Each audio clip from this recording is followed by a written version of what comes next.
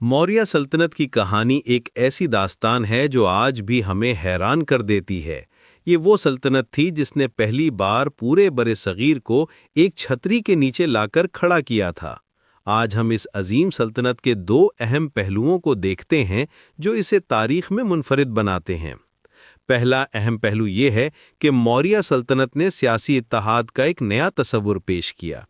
चंद्रगुप्त मौर्य ने 322 से 319 बीसीई के दौरान नंदा खानदान को शिकस्त देकर जो बुनियाद रखी, वो महज फतह की कहानी नहीं थी। ये एक इनकलाबी निज़ाम की शुरुआत थी, जहां मुख्तलिफ इलाकों को एक मुनज़्ज़म इंतज़ामी ढांचे के तहत लाया गया। चंद्रगुप्त की हिकमत अमली ये थी कि उन्होंने फतहशुदा इलाकों में फौजी छावनियां कायम की और मकामी हुक्मरानों के साथ सफारती मुआहिदे किए। ये अप्रोच उस वक्त के लिए बिल्कुल नया था।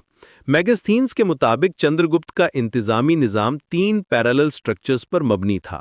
पहला देहाती उमूर को संभालता था, दूसरा शहरी मामलात को और तीसरा फौजी निज़ाम को।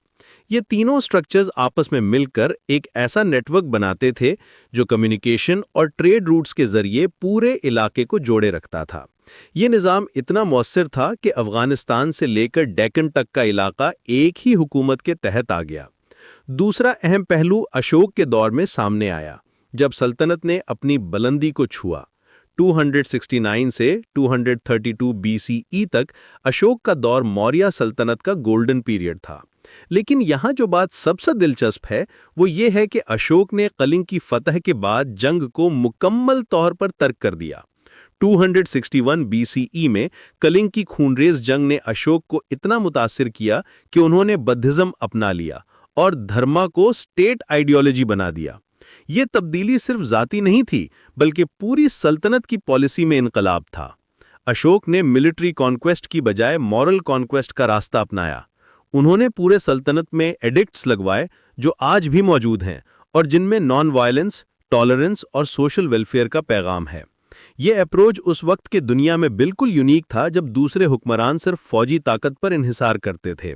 अशोक के दौर में बुद्धिज्म का फैलाव सिर्फ इंडिया तक महदूद नहीं रहा, बल्कि ये श्रीलंका, सेंट्रल एशिया और दूसरे इलाकों तक पहुंचा।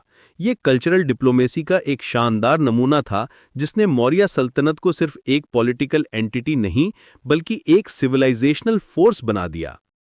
मौर्य सल्तनत का पीकॉक सिंबल आज भी इंडिया के नेशनल एम्बलम में नजर आता है, जो इस बात का सबूत है कि ये सल्तनत कितनी गहरी जड़ें रखती थी।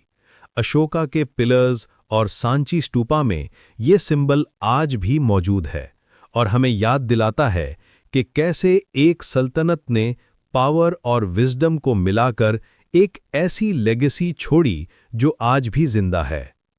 ये दोनों पहलू, यानी सियासी इत्तेहाद का नया तस्वुर और मॉरल गवर्नेंस का इनकलाबी अप्रोच, मौर्य सल्तनत को तारीख की अजीम तरीन सल्तनतों में शामिल करते हैं।